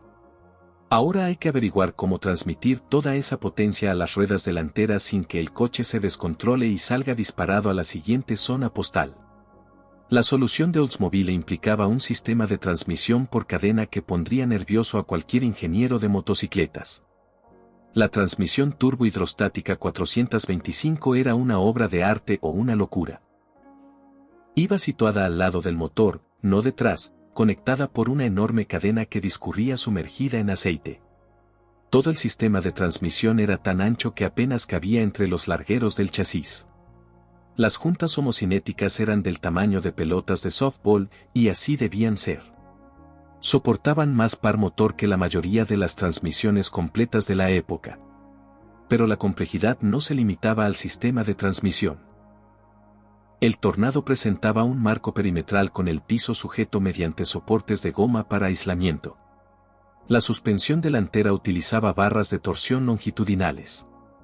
Una configuración inusual que requería herramientas especiales solo para ajustar la altura de la suspensión. El sistema de dirección asistida era tan potente que se podía girar el volante con el meñique, algo necesario dado el enorme peso sobre las ruedas delanteras. La segunda generación del Tornado se volvió aún más loca. Los estilistas de GM le dieron una línea de techo fastback tan extrema que la visibilidad trasera era prácticamente teórica. La solución, un techo solar eléctrico opcional que fue el más grande jamás instalado en un automóvil de producción, de 47 pulgadas de largo. El mecanismo para accionar esta luneta térmica era tan complejo que añadía más de 45 kilogramos a un coche que ya de por sí era voluminoso. Para 1979, Toronto había crecido hasta alcanzar proporciones absurdas. La versión diésel. Sí, Oldsmobile le puso un motor diésel V8 de 5,7 litros a este vehículo que pesaba más de 2,5 toneladas. Las ruedas delanteras soportaban tanto peso que Oldsmobile tuvo que desarrollar neumáticos especiales. Los neumáticos de la lijadora se deformarían literalmente bajo la carga. El coste de ingeniería para desarrollar el sistema de tracción delantera fue astronómico. GM gastó el equivalente a $300 millones actuales solo para demostrar que podían construir un coche de lujo con tracción delantera. La transmisión por cadena, por sí sola, pasó por docenas de iteraciones. Las cadenas de cadena antiguas se estiraban, provocando que el coche se sacudiera violentamente. La solución implicaba una metalurgia propia de un reloj suizo. 21 años y 400.000 toronados después, GM finalmente admitió que tal vez, solo tal vez, la tracción delantera tenía más sentido en los autos más pequeños. Pero durante 2 décadas, el Tornado se erigió como un monumento a la arrogancia de la ingeniería estadounidense. Un coche que respondió a una pregunta que nadie hizo con una solución que nadie necesitaba. Fue glorioso, ridículo y tan excesivamente diseñado que parte de esa tecnología de transmisión por cadena terminó en vehículos militares porque si podía con un Tornado, podía con cualquier cosa. Número 3. Maserati Quattroporte. 2. Tomemos como ejemplo a un fabricante italiano de coches exóticos conocido por sus motores temperamentales y su dudosa fiabilidad. Ahora pídeles que construyan un sedán de lujo con más artilugios que el Aston Martin de James Bond. El resultado fue el Maserati Quattroporte 2 de 1974, un coche tan ambiciosamente sobreingenierizado que hacía que otros coches italianos parecieran fiables. El Quattroporte 2 no era simplemente un Maserati Copa alargado. Oh, no. Fue un diseño completamente nuevo que incorporó todas las características avanzadas que los ingenieros pudieron imaginar después de demasiadas horas de estudio. Comenzando con el quinto 8 de 4,2 litros, que en realidad era la parte sensata, doble árbol de levas en cabeza, 4 carburadores Weber y potencia suficiente para avergonzar a los Ferraris contemporáneos. Pero entonces las cosas se pusieron raras. El coche incorporaba la suspensión hidroneumática de Catroan en virtud de un acuerdo de licencia. Sí, la pasión italiana se encuentra con la complejidad francesa. ¿Qué podría salir mal? El sistema era aún más complejo que en los coches franceses porque Maserati insistía en sus propias modificaciones. El resultado fue una suspensión que requirió 2 tipos diferentes de fluido hidráulico y una plegaria a múltiples deidades. El interior fue donde Maserati realmente perdió la cabeza. El aire acondicionado no solo estaba incluido. Era un sistema automático de doble zona con controles independientes para los pasajeros traseros. En 1974, el sistema tenía más líneas de vacío que un laboratorio de química y era tan fiable como los horarios de los trenes italianos. Elevalunas eléctricos, sí, pero Maserati añadió la función de bajada rápida y detección de obstáculos. Los asientos eléctricos no solo se movían hacia adelante y hacia atrás. Contaban con soporte lumbar, ajuste lateral y hasta soporte ajustable para los muslos. Cada asiento tenía su propio panel de control que parecía sacado de un avión de combate. El coche incorporaba un sistema de diagnóstico a bordo que alertaba a los conductores sobre diversas averías. Sonidos avanzados. Fue Además, la mayoría de las veces se equivocaba, encendiendo luces de alarma como un árbol de Navidad para problemas que no existían, mientras ignoraba los problemas reales. Los propietarios bromean diciendo que las luces de advertencia servían más para crear ambiente que para informar. Pero la resistencia PCD era el sistema de radio boxing opcional. Esto no era solo un equipo de música. Era un reproductor de 8 pistas con detección automática de pistas, estéreo FM con sistema de antena de diversidad y suficientes altavoces como para equipar un club nocturno. La antena era retráctil eléctricamente y sensible a la velocidad, descendiendo automáticamente a alta velocidad para reducir el ruido del viento. Maserati construyó solo 13 4x y 2, no 1313. Punto. Cada una fue ensamblada a mano por artesanos que probablemente necesitaron terapia después. El sistema hidráulico por sí solo requería 47 conexiones diferentes, todas las cuales debían ser perfectas o el coche se quedaría apoyado sobre sus topes como una ballena varada.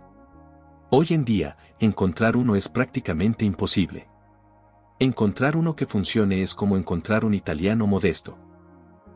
Los pocos que sobreviven son piezas de museo o sus sistemas hidráulicos han sido reemplazados por muelles convencionales por propietarios que valoran su cordura.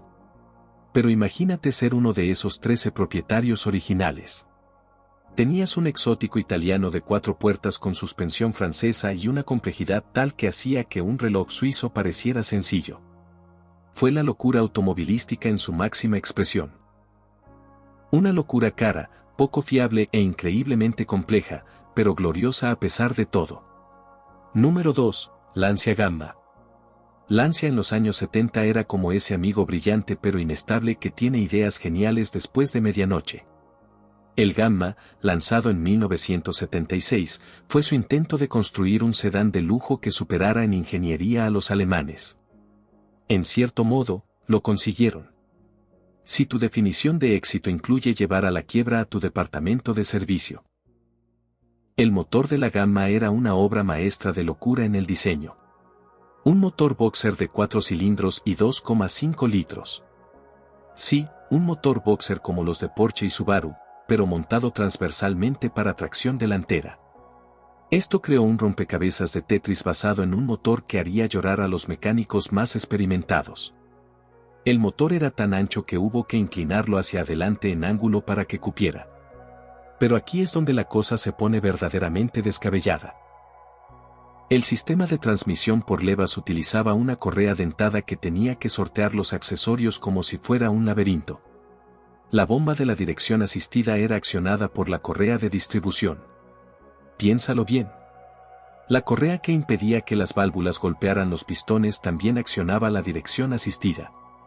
Si la tensión de la correa no fuera perfecta, se perdería la asistencia de la dirección. Si estuviera demasiado apretada, se rompería la correa y se destrozaría el motor. La solución de ingeniería para prevenir problemas con las correas fue Peak Launch Logic. Diseñaron un sistema en el que girar el volante al máximo sometería la correa a una tensión excesiva. Su solución, según indicaron en el manual del propietario, fue que no giraran el volante hasta el tope. Por favor, no utilice todo su ángulo de dirección, no es algo que uno esperaría leer en el manual de un coche de lujo. La suspensión fue igualmente ambiciosa. La suspensión delantera MC Ferguson se complementaba con un complejo sistema multibrazo trasero que proporcionaba una maniobrabilidad casi perfecta cuando estaba correctamente alineado, lo que requería herramientas especiales que solo existían en terrenos difíciles. La geometría era tan delicada que pasar por un bache podía desajustarlo todo, convirtiendo tu sofisticado sedán italiano en una pesadilla de andar de lado. En su interior, Lancia incorporó todos los lujos imaginables. Elevalunas eléctricos con función express. Cierre centralizado con mando a distancia por infrarrojos en 1976. El salpicadero parecía diseñado por italianos que habían oído hablar de ergonomía pero no entendían del todo el concepto. Hermosa a la vista, imposible de usar. El Gamma incorporaba inyección de combustible cuando la mayoría de los coches todavía tenían carburadores. Pero no cualquier inyección de combustible. Un sistema Basketronic modificado por Lancia para funcionar con su motor boxer de 4 cilindros. Las modificaciones incluían sensores adicionales, una cartografía revisada y un distribuidor de combustible tan sensible que podía desajustarse con los cambios de altitud. La opción de transmisión automática era una maravilla de complejidad. Una unidad de 3 velocidades con bloqueo del convertidor de par en tercera marcha, avanzada para la época, pero controlada por un sistema de moduladores de vacío y articulaciones mecánicas tan intrincado que pocos mecánicos lo entendían. La mayoría de los gamas automáticos acabaron viendo cómo sus transmisiones eran reemplazadas por manuales por propietarios frustrados. Lancia fabricó 15.000 gamas a lo largo de 8 años. Según estimaciones conservadoras, 900 necesitaban reparaciones importantes del motor debido a fallas en la correa de distribución. Los 100 restantes probablemente siguen esperando piezas. Pero cuando todo funcionaba, en esos raros momentos mágicos en que los astros se alineaban, el Gamma era brillante. Un sofisticado sedán italiano que podía superar en manejo a los BMW y a los Mercedes de lujo durante unos 20 minutos antes de que algo costoso se averiara. Hoy en día, ser propietario de un Gamma es como unirse a un club exclusivo. Un club donde los miembros crean lazos a través de traumas compartidos e intercambian recomendaciones de terapeutas.